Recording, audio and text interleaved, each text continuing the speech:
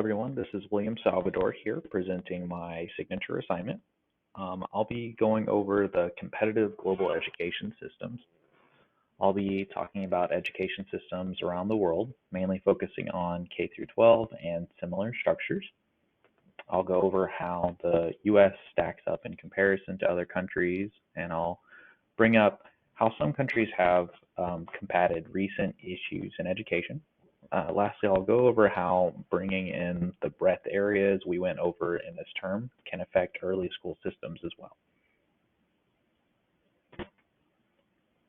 Education systems have changed a lot in recent years. These changes vary from country to country. The quickly growing world has led to globalization, which has made education systems more competitive with each other. Countries conduct countless research on other school systems to compare how they are doing on how to get an edge.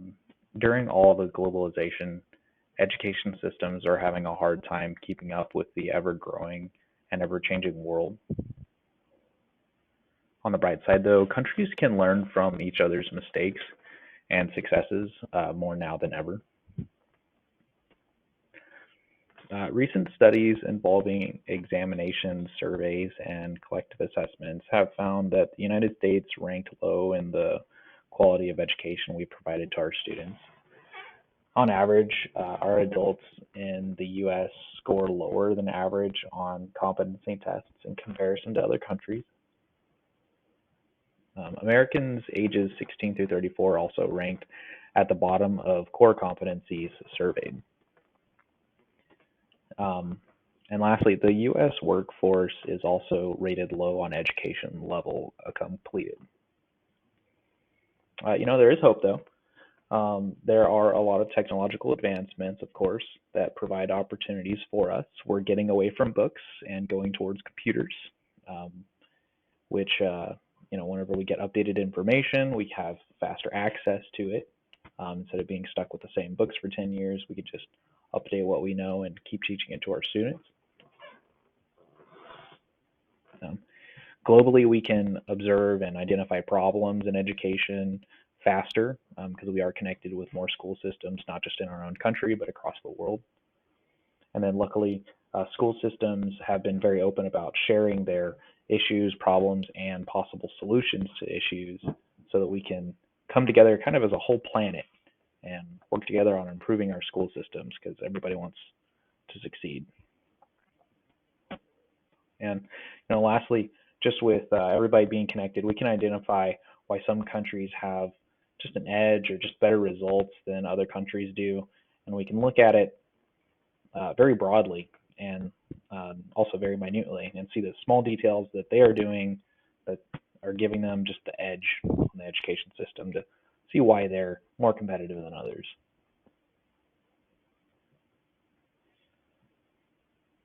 Some observations I've seen when researching this information is that teacher burnout and low staffing are major variables that not only affect each other, but affect the quality of education provided in given countries.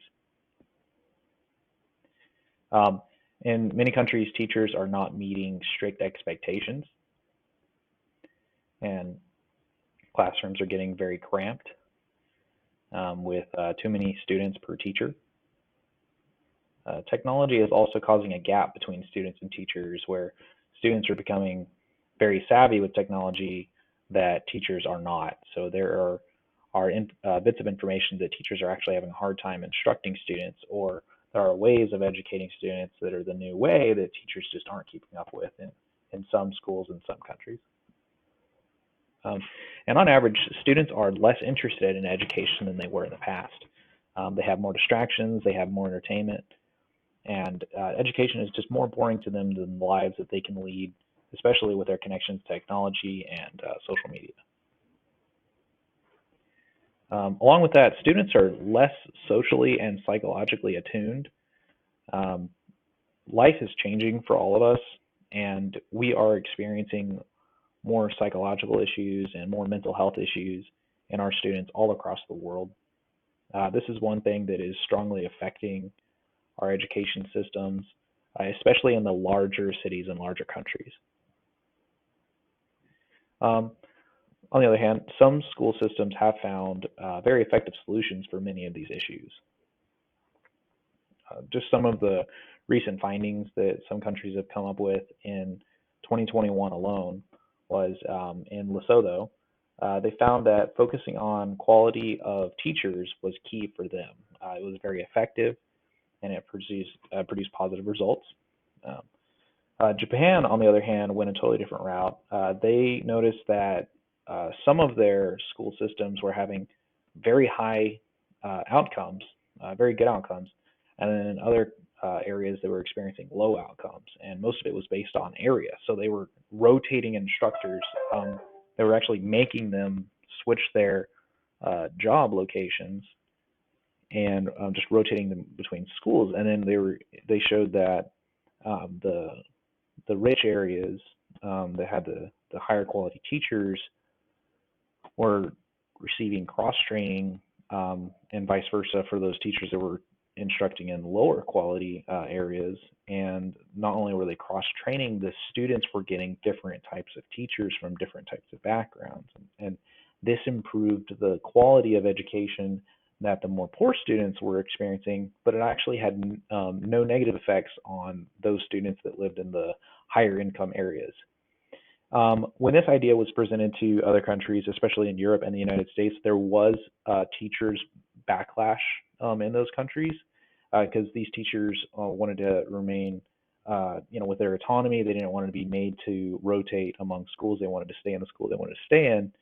And although that could possibly be a benefit to other countries, Japan is the only one that has successfully integrated it at this time.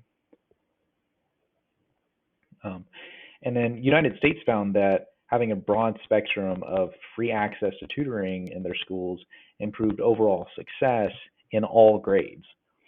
This means everyone from kindergarten up through college, if free tutoring was provided in their classes, especially core classes, participation and grades increased dramatically in students. The retention of information was higher for those students. And then China found a good little study that I really enjoy. It was a study that found that there was a very large difference in the grades of students that just had breakfast before class. So those schools that offered breakfast for free for their students right before classes had better grades. They had better focus. They had more participation, and then overall testing success at the end of the terms. And other than those recent findings, we have had some other solutions that have worked for some school systems. In some countries, we've seen things like basing education on philosophical views and recent research findings. So just like nursing, they have to become very adamant in using teaching styles that are backed by recent research and founded with philosophical views that they agree with.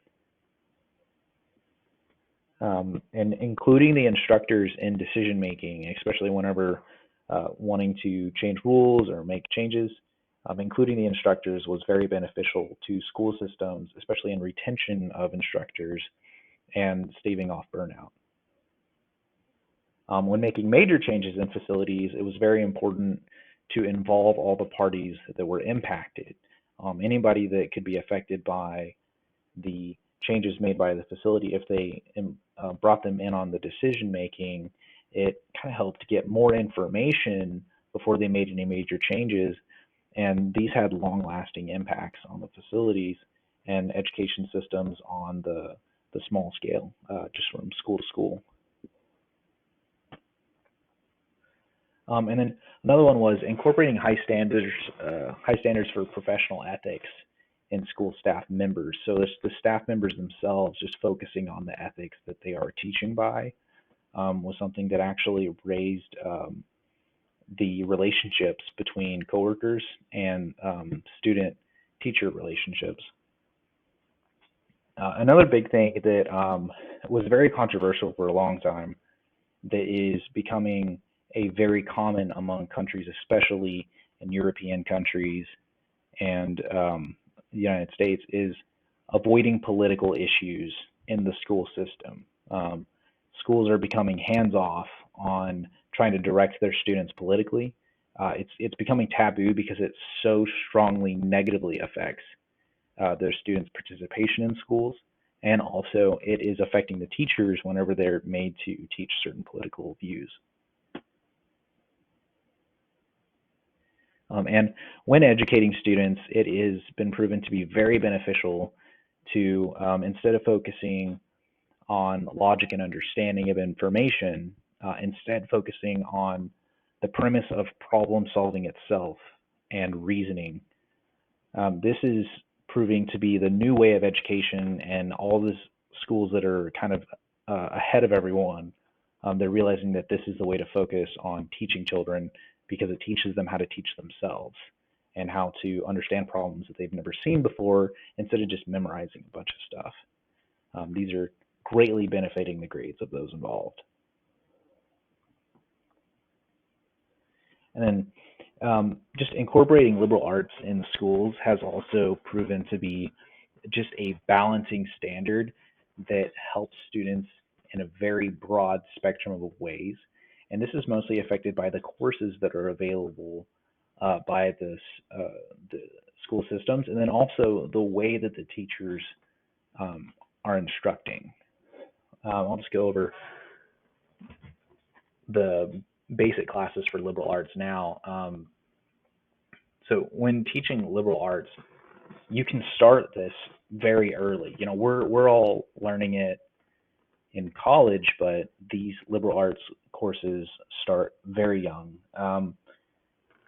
And it seems that the earlier you integrate the focus for liberal arts in students, the more positively it affects them in their professions later in life, and also their grades in their high school levels are dramatically affected. And not just incorporating the classes themselves, incorporating the ideals behind liberal arts whenever making major decisions for your focus in school systems. So countries can greatly improve their outcomes by using a platform of liberal arts, just like virtues and values for their platform for their education system. They can incorporate the ideals of liberal arts for their reasonings whenever they're deciding what courses, what kind of courses, and what kind of teachers they want to hire for those students. And with that said, it's very important to balance the subjects to cover multiple students' needs. It's not just about logic and education or getting high grades. There are benefits to the participation and the academic success of students if it's a very balanced platform of liberal arts courses. And it's important to not forget that teachers are role models that embody the ideals of liberal arts to students at all times. And lastly, the social and mental health of students greatly affects the academic success of those students. So focusing on social and mental health of the students can actually increase the competitiveness of certain countries' education systems. It's not just about expecting them to have high grades. If you provide them the environment they need to want to be successful, it's proven to work dramatically. Just starting at the top with art expression. This is one of the most undervalued subjects in most schools in most countries. These subjects greatly improve mental and emotional development, especially early on in schools, and students gain like really unique problem-solving skills in these classes. One example that they went over in a study was that students that are just playing with Play-Doh, if left alone, they'll figure out how to make something out of it. It might not be the most majestic thing you've ever seen, but they figured out how to turn a glob of Play-Doh into something else. And that's something that may seem small to adults, but to children, this is next level thought processes, that they have control over materials in front of them that makes one thing into another is a first step to problem solving skills. how to get from A to B, and so forth, which actually helps dramatically with sciences and mathematics as well. So art actually, and especially self-expression, benefits these courses later on, therefore benefiting the academic competitiveness of countries and their education systems. And then, especially with self-expression and understanding of the things around them, which is affected by the art expression breadth areas, the social and mental health is greatly affected by these courses, which previously stated can benefit their later coursework dramatically. And then second on the list, we have the social civic breadth area. So this is limited to the foundations of social civic in most schools. These subjects are not really focused on till higher education most of the time. It is, most of them are lightly touched on in elementary school, but actually diving in isn't really until like high school and college. Although the classes are present later on, the ideals of which are actually very commonly at least provided to younger students. And it's important to be aware of that connection that they have with the students early on for the social civic breadth area. For the purpose of like self-actualization and relationship reasonings, this is stuff that isn't always apparent that students are building at a young age, since they tend to become more social around high school and they start to really ponder the effect they have on relationships and the world around them. They start to perceive it early on a small scale, and that can be built on before high school, before they start realizing that this is a big world and they can affect it. Probably one of the most focused on breadth areas in most schools is the science description breadth area. This one is filled with the most researched subjects. I think it's because they're the most easy subjects to measure, therefore the easiest to collect data on and assess and just do basic equations to figure out what's better, what's working more, just because they're easier to look at on a numerical scale. Funny enough, the subject content provided in education systems varies dramatically from country to country in these breadth areas. And some countries compare themselves on how far ahead they are based on the subjects they provide to students at their age. And also, these subjects change course material rapidly. It can be due to countries trying to get ahead in the school systems to teach more critical information early on or cover more broad spectrums, or also the fact that we as humanity are discovering new things every day and are wanting to keep up with that information, teaching all the new stuff to students. And luckily, thanks to the technological advances, we can have more access to more relevant information as long as the school systems let that in. Like I said, the quality of the education is more easily evaluated in these subjects because the output of students is more easily measured. They can just take a test and show how much they know, answer a certain amount of questions. This is very black and white when it comes to how much they're picking up for what the teachers are putting down. Countries focused on these courses often have more stable economies because many of the skills gained by students in these courses directly reflect the economic process, the stability of a country, not so much the political power, but just the individual output of that student later on in life when they join the workforce is more positively affecting the country if they heavily focused on these subjects. It's not to say that that person is a better workforce member, it just means that their output is on average increased. They're making more economic success when it comes down to numbers from these students. On the other side, heavily focusing on these subjects is associated with increased teacher burnout and less student engagement. The students are less focused on when it comes to their needs, and it's more focused on their academic success.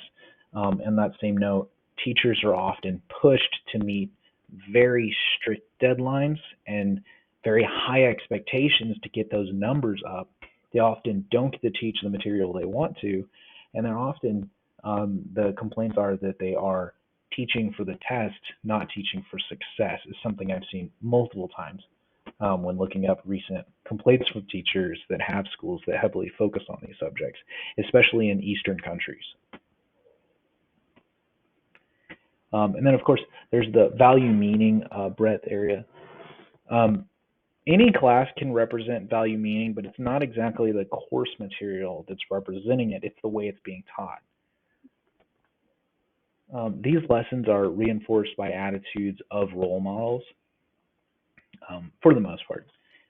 Most optimal when student-teacher relationships are strong. And by that I mean whenever the students can actually feel like they're in a classroom with not just an instructor, but a role model, someone that they pay attention to and someone that they make effort into reflecting.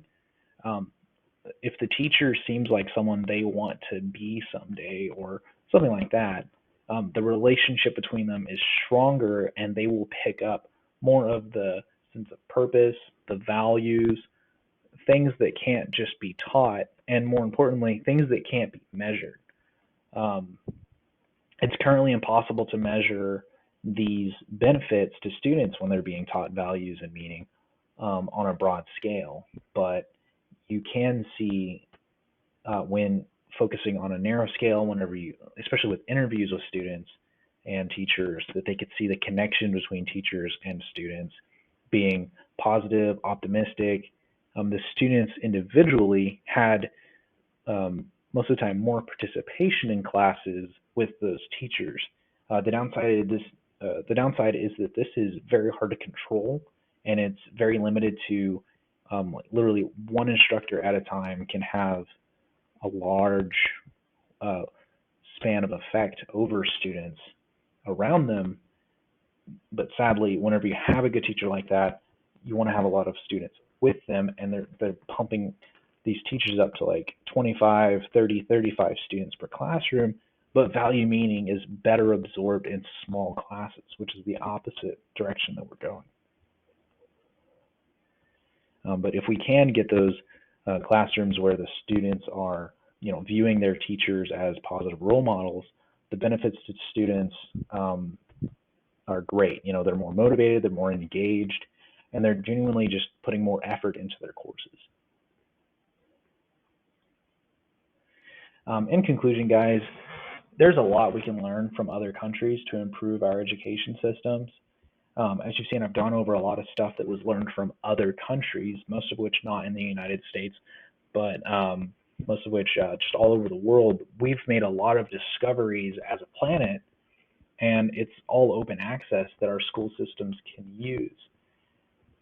This is a global issue because our entire populace of the planet is affected by the education we provide to our young children.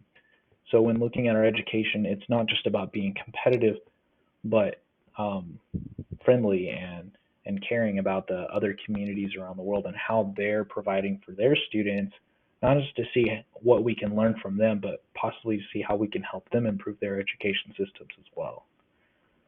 There are many problems that we face that others have found plausible solutions to, and we can learn from them just like they can learn from us. And luckily, we haven't obviously solved all of our problems, but innovations are being made and conducted frequently. Researches are being performed.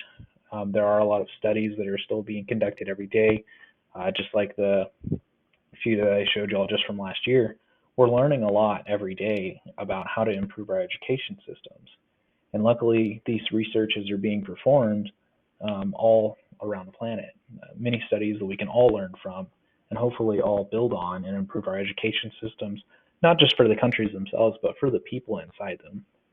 We want our students to be graduating and going into the workforce, not just confidently, but happily.